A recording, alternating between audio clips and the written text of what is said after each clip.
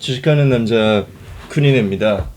어, 주간 증시 전망 영상 녹화를 시작해 보도록 하겠습니다. 벌써 이제 9월 4주차로 접어드는데요. 날짜 가는 시간 가는 게 정말 무서운 것 같습니다. 주말간 또 굉장히 많은 이벤트들 혹은 또 이슈들이 많이 발생을 했는데 한번 점검을 한번 해보도록 하겠습니다.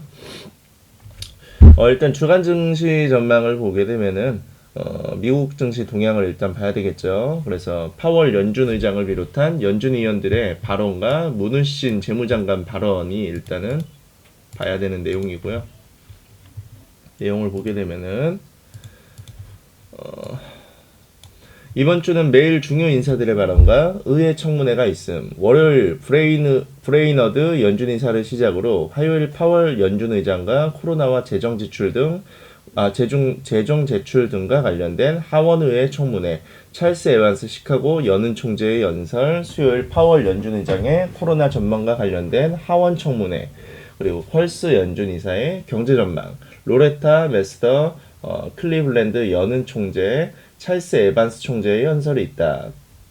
목요일에는 파월 의장의 코로나와 재정 지출과 관련된 상원의회 청문회가 있고, 특히 화요일, 목요일 파월 의장의 청문회에는 문우신 재무장관도 참석해 청문회 증언이 있다.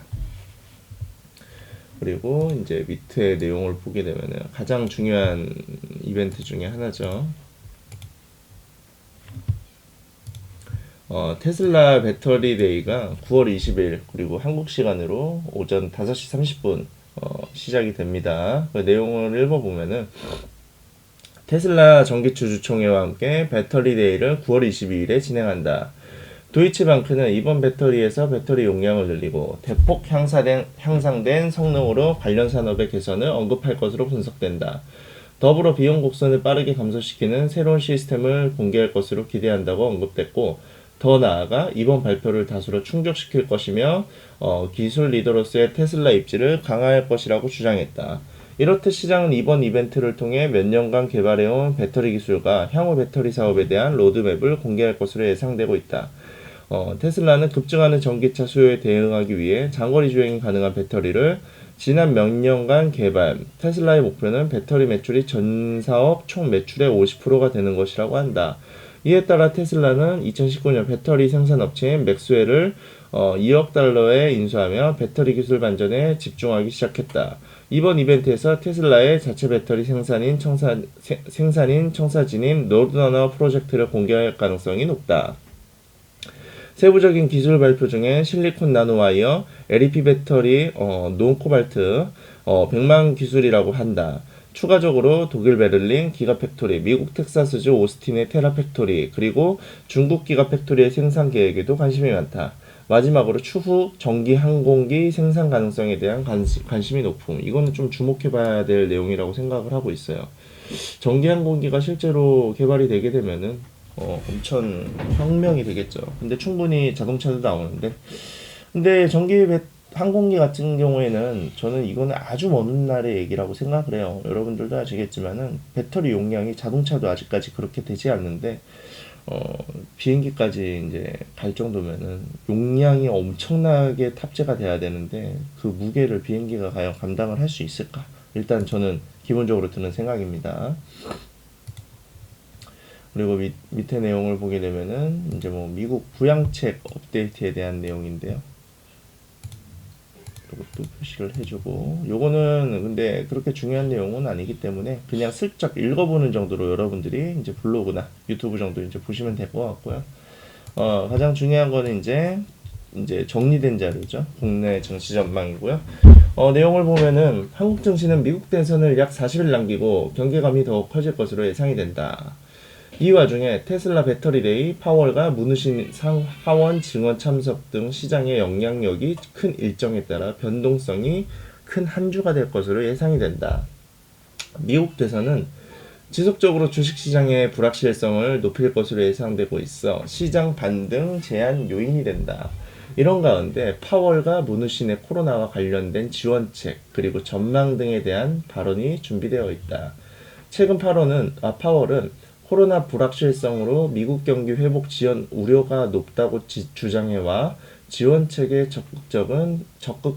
적극적인 대응의 필요성이 주장이 될 듯합니다. 이것도 오타가 났어요.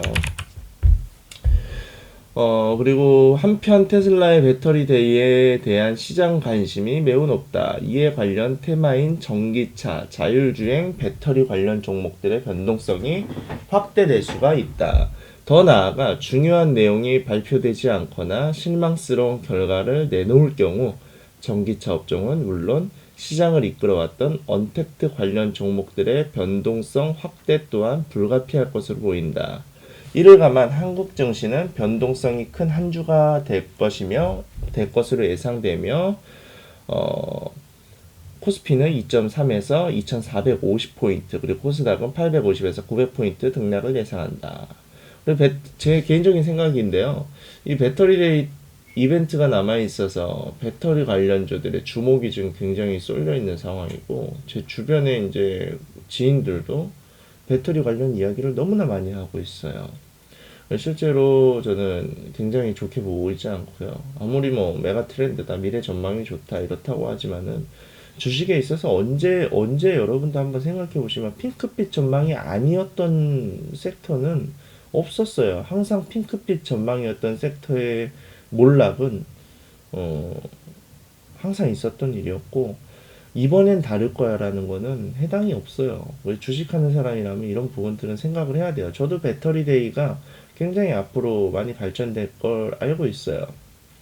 그리고 이제 테슬라 자체가 아직까지는 멀티플이 굉장히 이제 높은 상황이라 가지고 올라가고 있는 건 사실이지만 현재까지는 매출이라든지 영업이익이 눈에 뜰 정도로 개선이 안 되고 있어요. 이 기업 자체가 지금 현재는 생산량이 키팩터잖아요. 그러면 생산량이 그만큼 받쳐주고 안정적으로 구간에 들어가고 이런 게 이제 나중에 확인이 되고 물론 이게 가능은 하겠죠. 저도 그거는 한 80%는 생각을 하고 있어요. 하지만 중요한 건 가격이라는 거죠. 가격이 누가 봐도 가장 배터리 관련주들 이제 섹터들을 보면은 너무나 고가의 형성이 되어 있고 LG화학 사태만 보더라도 그렇잖아요. 물론 조정을 줬다 다시 갈 수도 있어요. 결론적으로는 화학 업종 자체가 실적으로 가는 거고 근데 중요한 거는 배터리에 대한 그 산업 섹터가 이제 분사가 되게 되면은 배터리를 보고 투자한 사람들은 사실 물 먹는 건 사실이니까. 근데 하지만 저는 이러한 부분들을 놓고 봤을 때 배터리 관련주가 올라가든 내려가든 상관이 없어요. 왜냐면 아직 좋은 섹터들이 많고 아직 저점 매수 섹터들이 너무나 많은데도 불구하고 저는 굳이 들어갈 필요가 없다고 생각을 하고 있어요. 왜? 개인 투자자들은 선택할 수 있는 사항이 너무나 많잖아요. 자유잖아요. 근데 배터리 데이는 너무나 부담스럽다는 거죠. 그래서 그나마 좀 관심 있게 보는 거는 상대적으로 좀 반영이 되지 않는 자율주행차 관련주를 저는 굉장히 관심 있게 보고 있고요. 자율주행차 관련주 중에서도 저는 일단은 만도에 관심이 좀 많은 상황입니다. 그래서 이번 주는 뭐 정치 테마주 그리고 뭐 BTS 관련주들 그리고 이제 자율주행 관련주들을 보면 될 것 같고요.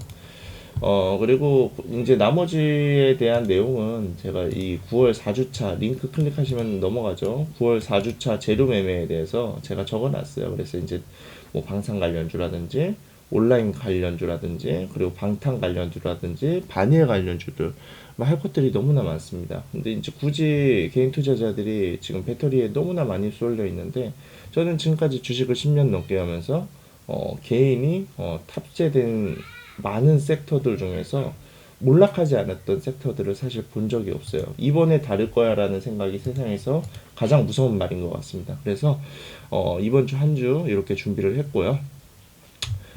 재밌게 봐주셨으면 좋겠고 한 주간 또 준비하신 만큼 얻어가는 한 주 시장이 되었으면 좋겠습니다. 감사하고 구독과 좋아요 한 번씩 꼭 부탁드리겠습니다. 감사합니다.